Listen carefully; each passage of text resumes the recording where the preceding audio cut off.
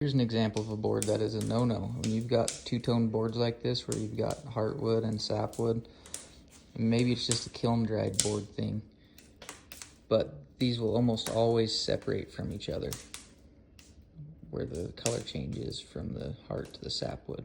So if you find a real pretty hickory board that's got two tones in it, darker and light color, put that one aside. You're not going to want that one. It'll almost always break.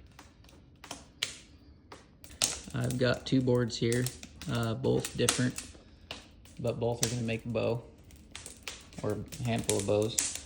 As far as straight grain goes, you've got grain that runs the entire length of the board. And if you look at the side of it, you've got grains that run the full length, and there might be a little wave to them, but that's not an issue. And in selecting these boards, little pin knots like this one here don't generally pose a problem. You'll get some brown streaking. Those areas might be a little bit harder, but I've not had any break at any of those brown streaks. But you can see here, this grain runs pretty much the entire length of the board.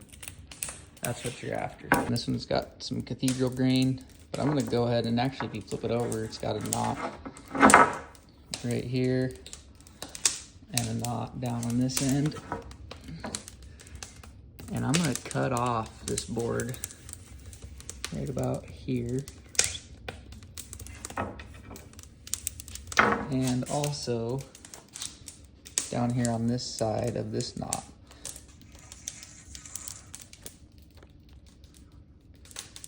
I've still got 72 inches of usable board here. So I can get two bows out of this one.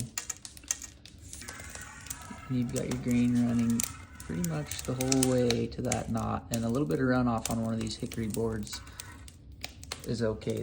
This stuff is so strong you'd be surprised at the defects you can get away with. Now, just for instance here, let me grab a couple of different bows. Okay, here's the back of a bow that's still in the finishing process, that's got some feathering happening right at the fades, which in a lot of woods would be a big no-no. But even unbacked, this bow shoots so well, shows no sign of any splintering. I've shot it well over 100 times now. It's got even a little bit of runoff in some spots, but for the most part it's got fairly straight grain running the whole way. And here's the belly. I should mention too that this bow's held close to 2 inches of reflex, so the tips still stick out 2 inches further than the handle section if you were to lay it flat against the wall. Let's look at the side profile of this grain here. For the most part, it's got grain running the entire length of the board. Here's a little short bow that I'm shooting off my horse in a previous video. This bow is, I think, 44 inches long, and it's got some of that streaking in the top limb, as well as a knot right there. And this is just a harder section of limb, but otherwise, I put a lot of stress on this bow. It's only shooting like 21-inch arrows or something, but it's got lots of feathering on the back of it with zero backing, and it shoots really well. And I've shot this one, I don't know, thousands of times.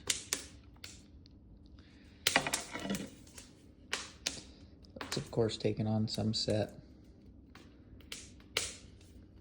but has held up. This one's unbacked as well. Got really straight grain running the entire length of the board. It's 60 inches long. Elk ivory arrow shelf. Elk backstrap sinew wrapping the transition from the bottom of the handle and the top of the handle. Guess what this one's pulling? 80 pounds at 28 inches. Now when I'm shooting it, I'm only pulling it back 25 inches, so I'm somewhere in the realm of like 67 pounds or something like that. But again, really straight grain, that's what you're after.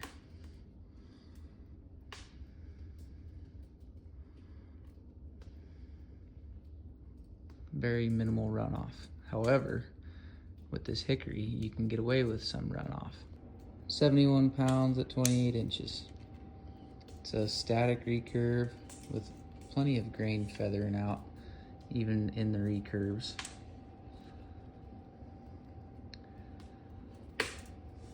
Here's a look at the belly. This one's also got pretty straight grain, but tons of feathering in this bottom limb, right where there's a whole lot of stress being put on it. It's pulling like 60 pounds at my draw length. This hickory, you can get away with some feathering even on the back of the bow at its highest stress points.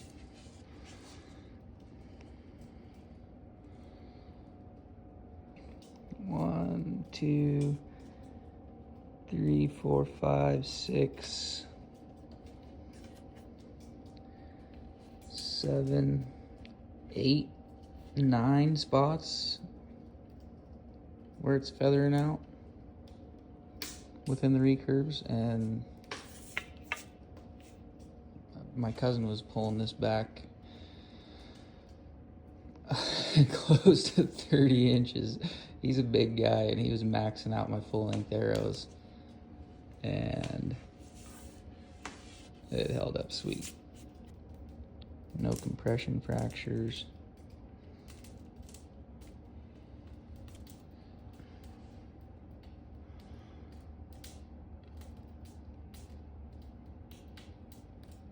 Very impressed with how strong even this kiln-dried hickory is.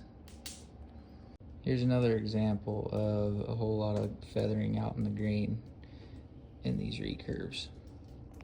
This one's got 1, 2, 3, 4, 5, 6, 7, 8, 9, 10, 11, 12, 13, 14 spots where it feathers out on the back. This bow's pulling 50 pounds at 25 inches, 55 pounds at 27 inches, and that's as far as I've had her back on the tillering tree. And this is kind of my go-to shooter lately. This one's got also elk antler tip overlays, elk antler arrow shelf.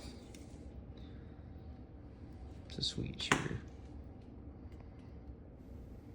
Thanks for watching, and may God bless and keep you, and make his face to shine upon you.